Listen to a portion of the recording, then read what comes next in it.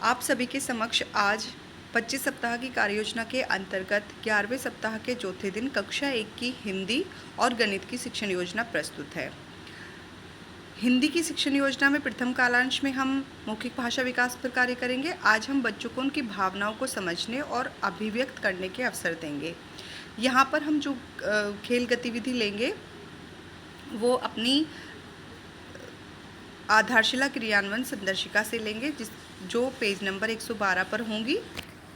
इसमें हम जो हमारी भावनात्मक और सामाजिक भावनात्मक विकास गतिविधि होगी वो होगी क्या अच्छा लगा, जिसका हम आगे विस्तार वर्णन करेंगे। और खेल गतिविधि होगी हमारी पहचानो और बताओ। 7 से 10 मिनट का हम इसमें समय लेंगे। उसके बाद हम बच्चों को लेखन कार्य करने के लिए देंगे 10 से 15 मिनट के लिए, और फिर बच्चों को जोड़ियों में बांटकर गतिविधि से संबंधित कोई भी चित्र बनाकर उसमें रंग भरने के लिए कहेंगे और बच्चे से अपना नाम लिखने के लिए कहेंगे। जब बच्चा चित्र बना लेगा तो उसको हम बच्चों का कोना में लगा देंगे। दूसरे कालांश में हम डिकोडिंग पर कार्य करेंगे। तो आज हम जो भी हमारा चयनित वर्ण अक्षर आ के प्रतीक की पहचान और वर्णों अक्षरों को पढ़ने का कार्य बच्चों से कराएंगे। गतिविधि के चरणों के अभ्यास में 3 से 5 मिनट हम ब्लेंडिंग पर कार्य करेंगे। यहाँ पर हम अब तक सिखाए गए वर्णों और अक्षरों से बनने वाले शब्द बोर्ड पर बॉक्स में लिखेंगे और पढ़ेंगे, जैसे कि का, और फिर उसे एक साथ लिखेंगे का एक बॉक्स में। उसके बाद गतिविधि 1 में हम 5 से 7 मिनट का समय लेंगे।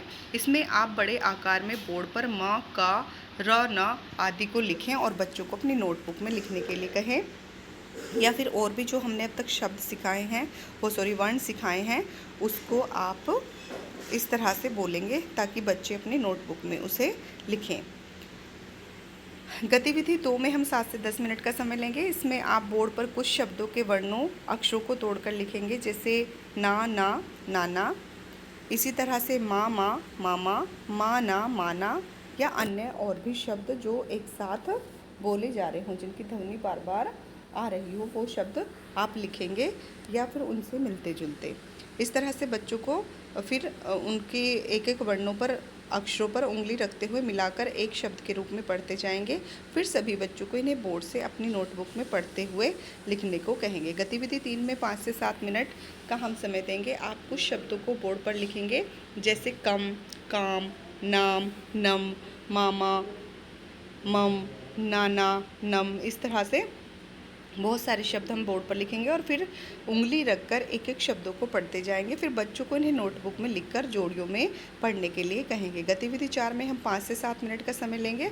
अब इसमें आप सिखाए गए कुछ वर्णों को बोलें और बच्चों को उन्हें सुनकर लिखने के लिए कहें, जैसे कि हमने म, क, र, रा, न। इस तरह से उनको आप नोटबुक में लिखने के लिए कहेंगे। तीसरे कालांश में हम बिग बुक से पठन करेंगे और इस समय हमारा जो बिग बुक है वो हाथी और बकरी पर कार्य चल रहा है। तो सबसे पहले हम 10 से 15 मिनट बिग बुक से पठन करेंगे। पिछले दिन जो भी चर्चा हमने बच्चों के साथ की थी उसको दोहराते हुए कुछ प्रश्न पूछेंगे और फिर बच्चों को अपने साथ साथ पढ़ने के लिए कहेंगे। आप बच्चों के से कहानी पर बातचीत करें और कुछ नए खुले छोर के प्रश्न बच्चों से पूछेंगे। आप बोर्ड पर कहानी का शीर्षक लिखें और बच्चों से कहें कि अब हम कहानी में को अपने शब्दों में बोर्ड पर लिखेंगे। इसके लिए आप प्रत्येक बच्चे को कहानी से जुड़ी एक एक लाइन कहानी के क्रम में जोड़ने को कहें। जैसे जैसे उस कहानी में है कि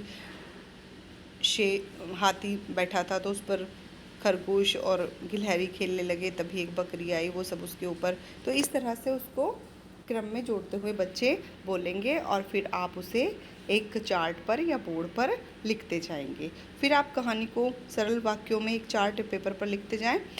उसके बाद फिर आप एक बार उस कहानी को दोहराएं, उसको उंगली रखते हुए बच्चों को पढ़कर सुनाएं। फिर 15 से 20 मिनट आप रेमेडियल कार्य करें। जो भी हमने पिछले 8 सप्ताहों में स्कूल रेडनेस के अवलोकन के आधार पर रेमेडियल कार्य किया था, उस कार्य को आप बच्चों को कराएं कि किन बच्चों को इस रेमेडियल कार्य की आवश्यकता है। जब भी आप कोई भी गतिविधि करा रहे हों तो आप कक्षा के बच्चों को उनके नाम से संबोधित करने का प्रयास करेंगे। आपको कक्षा के सभी बच्चों के नाम याद हो जाएं। जो हमारी गतिविधि होगी सामाजिक भावनात्मक जुड़ाव से संबंधित वो होगी क्या अच्छा लगा, जो इस प्रकार से होगी। आप कागज़ की एक गेंद लेंगे और बच्चे को गोल घेरे में बिठाएंगे। कागज़ की गेंद को आप बताएंगे बच्चों को कि वो एक दूसरे को देते जाएंगे जब तक मतलब ताली बजती रहेगी, वो गेंद आगे जाती रहेगी। और जिस बच्चे के जब भी ताली बंद होगी और जिस बच्चे के पास भी पहुंचेगी उसे बताना होगा कि कल उन्हें कौन सी गतिविधि सबसे ज़्यादा अच्छी लगी थी। ज़रूरी नहीं कि यह गतिविधि भाषा शिक्षण से संबंधित हो, मतलब बच्चों ने कल दिन में जो भी किया उससे ही संबंधित बच्चे बताएंगे। फिर आप गेंद घुमाते जाएंगे और गतिविधि की शुरुआत करें और बच्चों से बारी बारी पूछें कि क्या आपको सबसे अच्छी गतिविधि कौन सी लगी थी, कल आपको कौन सी सबसे अच्छी गतिविधि लगी थी। आप खेल को तब तक जारी रखेंगे जब तक बच्चों को बारी बारी से अपनी बात कहने के अवसर न मिले। सभी बच्चों के साथ आप ये गतिविधि दोहराएंगे। और यहाँ पर आप ध्यान देंगे कि यह गतिविधि कक्षा में अंतिम समय पर करवाई जा सकती है।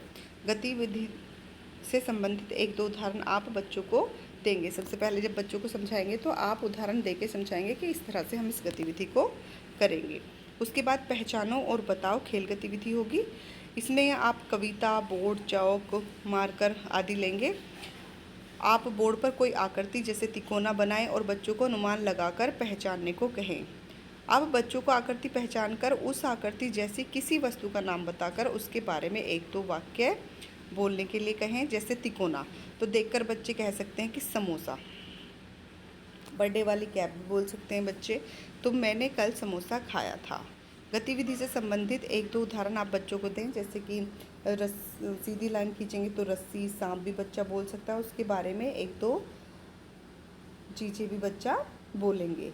तो प्रत्येक बच्चे को आप बोलने के अवसर देंगे। यदि बच्चा कुछ अलग पहचानता है तो उसे भी वाक्य में बोलने के लिए कहें और आप सुनिश्चित करें कि सभी बच्चों को इस गतिविधि में कम से कम एक बार प्रतिभाग करने का अवसर ज़रूर मिले। उसके बाद गणित की हमारी शिक्षण योजना है। चौथे दिन हमारी कोई पर्टिकुलर शिक्षण योजना नहीं है। आज के दिन हम तीनों शिक्षण योजनाओं का समावेश करते हुए उनकी समझ को विकसित करने के लिए बच्चों की समझ को विकसित करने के लिए खोजें और जाने गतिविधि कराएंगे। तो इसमें हम इसी से संबंधित ऐसा कार्यपत्रक बनाएंगे कि बच्चे उसमें ढूंढकर खुद खोजेंगे और फिर बच्चों को समेकन शिक्षण योजना और रेमेडियल शिक्षण आज ही हमें 5वें और 6ठे दिन के लिए उनकी समझ के आधार पर रेमेडियल और समेकन शिक्षण योजना बनानी है। आप जो कार्य आज बच्चों को कक्षा में दोगे वो आप स्वयं तैयार करेंगे और फिर घर के लिए भी उन्हें कार्य देंगे। तो इस तरह से हमारी ये चौथे दिन की कार्य होगा। खोजें और जाने गतिविधि कराएंगे आप बच्चों को।